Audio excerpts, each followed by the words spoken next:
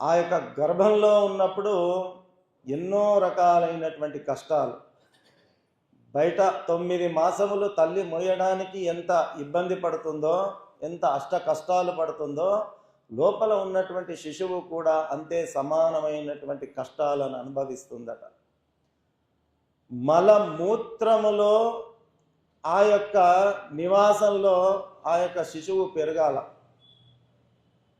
తల్లి ఏదైతే తింటుందో, తల్లి తను కడుపుతో ఉన్నప్పుడు కారం తినాలి అని ఒకవేళ ఆ తల్లికి సంకల్పం జరిగితే, బయట ఉన్నవాళ్ళు అయ్యో గర్భిణిగా ఉన్నామే కోరిక కోరుతుంది అని చెప్పి గర్భస్థం ఉన్నప్పుడు ఏ కోరిక కోరితే ఆ పదార్థాలు చేసి ఇస్తారు. ఇది మన సాంప్రదాయంలో మనం చూస్తూ వస్తాం. అట్లాగా కారం ఇష్టపడింది అంటే, కారంతో చేసిన పదార్థాలు తిన్నది అంటే, ఆ కారం పదార్థం లోపల వెళ్ళి ఆ కోమలమైనటువంటి శిశువు చర్మానికి ఎప్పుడైతే ఆ పదార్థం తాకుతుందో, ఆ కారము బాధకు చర్మము ఏదైతే మండడము ప్రారంభమవుతుందో ఆ మంటకు భరించలేకుందంట, బాధ అనుభవిస్తుందట. లేదు లోపల ఇంకేదైనా పులుపు తినాలనిపించింది, ఆ పులుపు పదార్థం వెళ్ళి తాకినప్పుడు కూడా కోమల చర్మము తాకిన వెంబడే దాని యొక్క ప్రతిచర్య ద్వారా దానికి సంబంధించినటువంటి ఇబ్బందులు పడుతుందట.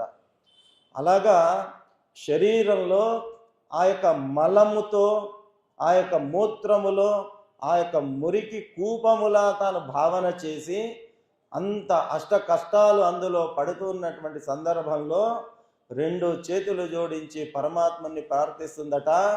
పరమాత్మ, ఇక నేను చేసినటువంటి తప్పులకు ఈ యొక్క నరక కూపంలో, ఈ గర్భావాసంలో అనుభవిస్తున్నటువంటి ఈ కష్టాలు చాలు.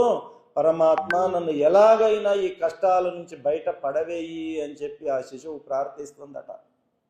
శిశువు ప్రార్థిస్తే, శిశువు ప్రార్థనలను మన్నించినటువంటి పరమాత్ముడు ప్రసూతి వాయువును ప్రేరేపింపజేస్తే ఆ గర్భంలో ఉన్నటువంటి శిశువు బయట ఒక కీటకము ఎట్లాగైతే పడుతుందో ఆ మలమూత్రము యొక్క కంపులో శిశువు బయటికి పడిపోతుందట.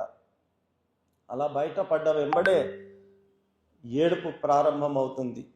అంటే ఎందుకు ఏడుస్తుంది ఆ శిశువు అని అంటే, బయట పడిన వెంబడే దాని పూర్వజన్మ స్పృహ మర్చిపోతుంది.